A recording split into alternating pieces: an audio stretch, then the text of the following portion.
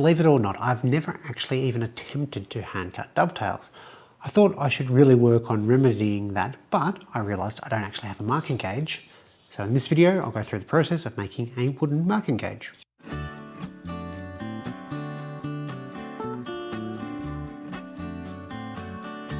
For the fence, the only section that's going to see any form of wear, I'm going to use this quarter sawn red gum. Red gum is a very dense, hard Australian wood. This will last my lifetime with the amount of hand tool work I currently do. If I was using it every day, perhaps I would need to add in some brass wearing strips, but I think the red gum will do just fine. For the beam, I'm going to go for some Victorian ash. It's a much softer wood, but still hard enough. The only real important dimensions here is that it's 20mm by 20mm square. The length I'll probably trim once I've built the whole thing.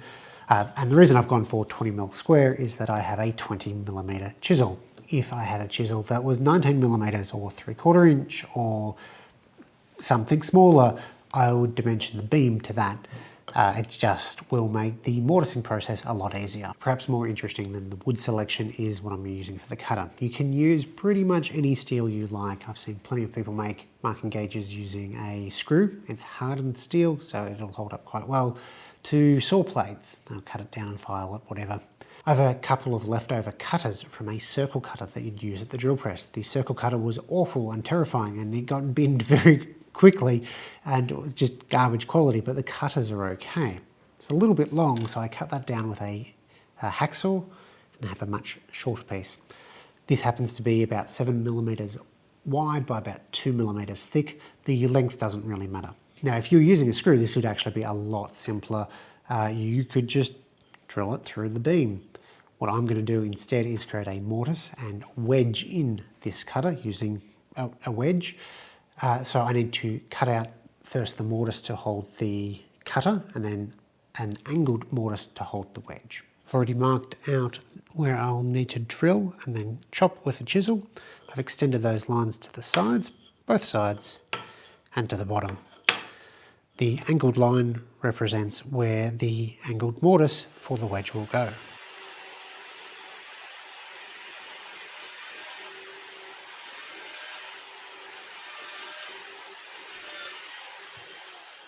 To square up the mortise, I'm taking small amounts off and slowly working my way back to the line.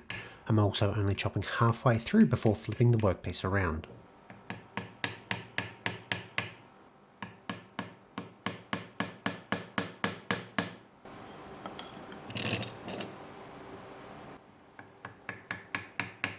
The angled mortise is cut the same way, though I'm obviously angling the chisel, eyeballing it to match the lines on the side of the beam. The absolute angle isn't important, it'll still lock in if it's a few degrees off, the wedge just needs to match it later.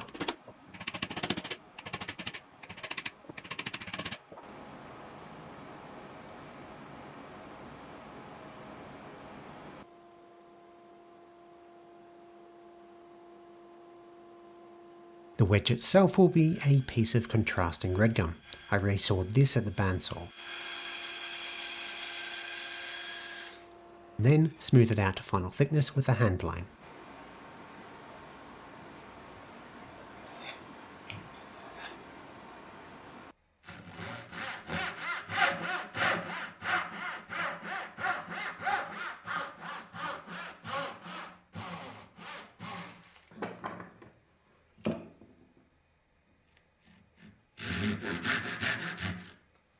The wedge is too small to be put in a vise, so instead I put the hand plane in the vise and run the wedge over it like a jointer. This lets me smooth out the angled side so it locks in better.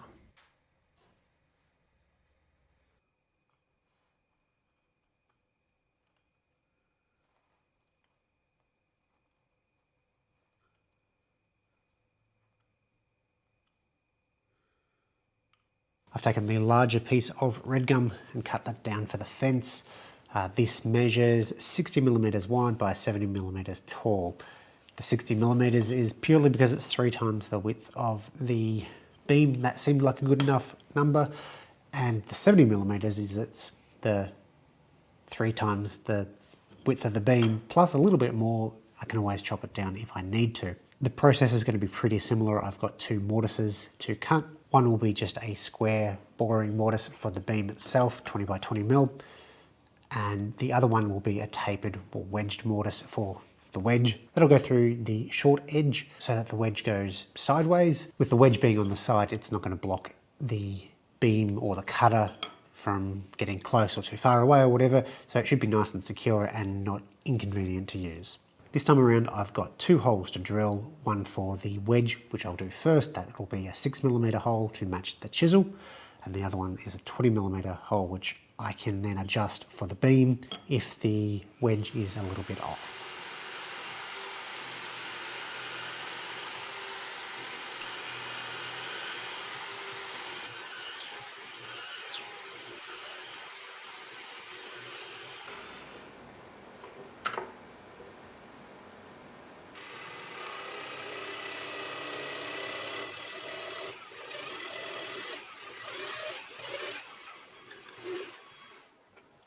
The mortising process is exactly the same as the wedge in the beam, small amounts per pass and flipping often. However, I did make a couple of mistakes here. First, I should have drilled and chiseled the mortise for the wedge in its entirety first before drilling for the beam mortise. Drilling both at the same time meant there was a fair bit of chip out where the 2 mortises meet. It doesn't actually affect the functionality, but it is a bit ugly and I should strive to do better. Secondly, I didn't have the wedge mortise and beam mortise overlap enough. Off camera, I came back and widened the wedge mortise so it overlapped by about 3mm. The amount I had meant the wedge was bottoming out before applying enough pressure to lock the beam in place.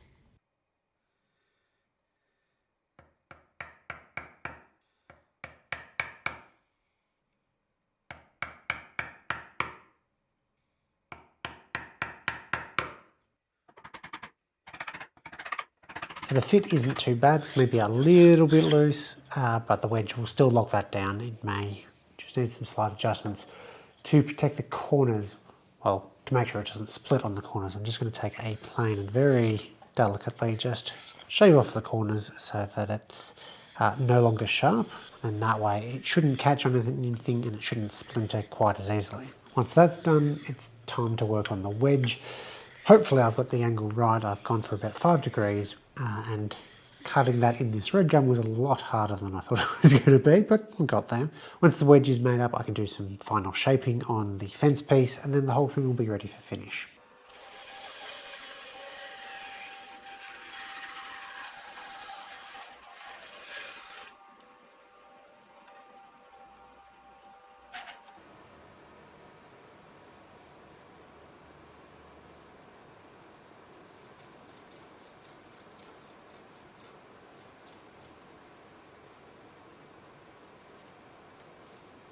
I just wanted to knock off the corners to form a bit of an arc on the top side of the fence. The quickest yet most controlled way was to use a rasp. Make sure to work towards the middle of the fence rather than out from the middle, otherwise you'll experience some pretty nasty chip out. So with that shaped and I've sanded the fence, it's time to add some finish. Traditional wisdom for hand tools is always going to be something like linseed oil, shellac, or basically the bare minimum in terms of protection so that it's really easy to repair it. I don't have any shellac or linseed oil on hand. I do have some of this Evolution hard wax oil sample, which I'll use. It doesn't really matter. I just wouldn't use a thick film finish because then you're going to change the dimensions of everything. This is a reasonably nice finish, but it is the dumbest, absolute dumbest bottle that can come in, and the way I can get it out is using vise grips to take the handle, take the lid off by deforming the lid.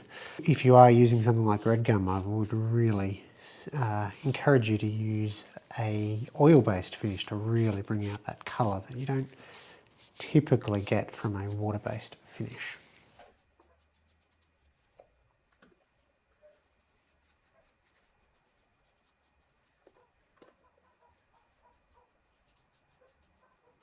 There's something incredibly satisfying about making your own hand tools. This may not be perfect. There's quite a few things I could have done a little bit cleaner, a little bit neater, but it works, and it's just quite nice to have that sense of accomplishment and get a usable tool out of it in the end. So if you're not familiar with marking gauges, how do they work? Marking gauge uses some sort of cutter to sever the fibers of the wood, creating a scribe line that you can work from for your layout, whatever. The advantage over using a pencil to mark your wood is that with the fibres severed, you won't get as much tear out or any at all. And it can be quite a fine line too, often splitting a pencil line. But how does this particular tool work? Well, let's say I want the thickness of this plywood. I can butt it up like so, advance the wedge, and that's pretty much done. But to secure it, a couple of taps, it's really locked in there.